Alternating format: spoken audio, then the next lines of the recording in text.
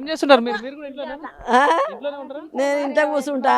ఇంట్లోనే కూర్చుంటారా ఏంది మరి ఎట్లుంది ఓట్ల హడావిడి నడుస్తా ఉంది ఊర్లో మంచిగానే నడుస్తుంది, బాగానే ఉన్నది. తిరుగుతా మూడు పార్టీ వాళ్ళు ఎవరు మూడు పార్టీలు తిరుగుతున్నాయా ఓకే తిరిగితే కాంగ్రెస్ గెలుతుందని అనుకుంటాను. కాంగ్రెస్ అనుకుంటారు ఇంకా కాంగ్రెస్ ఎందుకు అనుకుంటున్నావు వెనకటి సంచి అదే మంచిగా ఉన్నది. ఈ మధ్యన వచ్చినాయి, ఈ మధ్యనే ఆగం ఉన్నాయి. బీఆర్ఎస్ ఉండగా ఈడ టీఆర్ఎస్ మంచిగా చేసిండు అనుకున్నాం కానీ చేయలే, మధ్యన ఎగ్గొట్టిండు. అంతేనా మరి ఇప్పుడు ఎట్లా అనిపిస్తుంది పాలన ఇప్పుడు ఇప్పుడే కదా పాపం, ఇక చెత్త అంటది.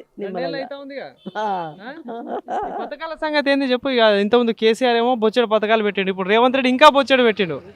ఎట్లా అనిపిస్తుంది ఇక రేవంత్ రెడ్డి కూడా ఆడ గుంజుకొచ్చి పెడతాడు.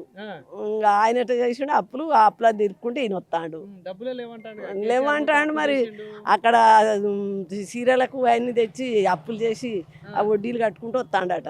మరి ఏం చెప్తాడు ప్రజాపాలన 6 గ్యారెంటీల సంగతి ఏంది మరి 6 గ్యారెంటీలు ఇచ్చినామని చెప్పేసి అంటారు, నిజమేనా? ఇస్తామని అంటారు. మాకు కేసీఆర్ ఉండగా ఇంక్రిమెంట్లే రాలేదు. మీ సార్ టీచరా?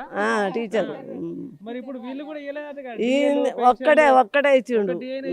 ఈయన రేవంత్ రెడ్డి వచ్చినాక కూడా మాకు ఇయ్యలే. ఇస్తాడు అని అంటారు. ఇంకా 4 ఉన్నాయి. ఇక వస్తాయి మరి. ఒక్కసారి పాపం ఆయనను కూడా అంటట్లేదు.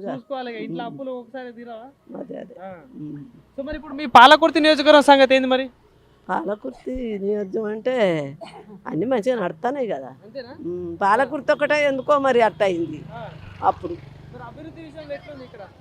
మంచిగానే ఉన్నది, మంచిగానే ఉన్నది. మరి ఇప్పుడు ఎమ్మెల్యే పనులు చేస్తాను చెప్తుందంతా చెప్తాంది. అంతే ఎవరైనా అంతే కదా. ఎన్నో వార్డు మీది? మాది 10వ వార్డు.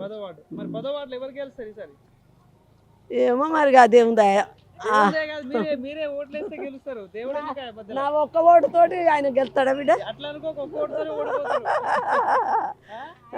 చెప్పాలి. అబ్బాయి వస్తాడు, అబ్బాయి అన్న కొడుకు.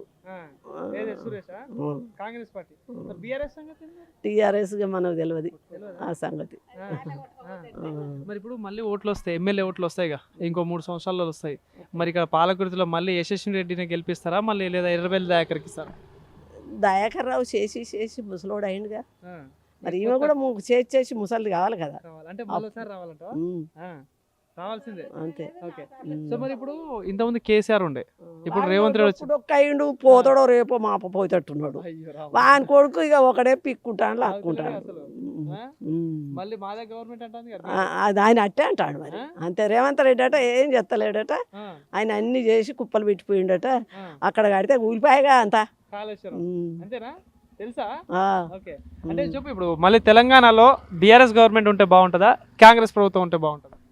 కాంగ్రెస్ కూడా ఉండాలి, కానీ కాంగ్రెస్ కూడా మంచి పనులు చేయాలి. ఇప్పుడు అంతా సగం అవుతుంది వ్యవస్థ.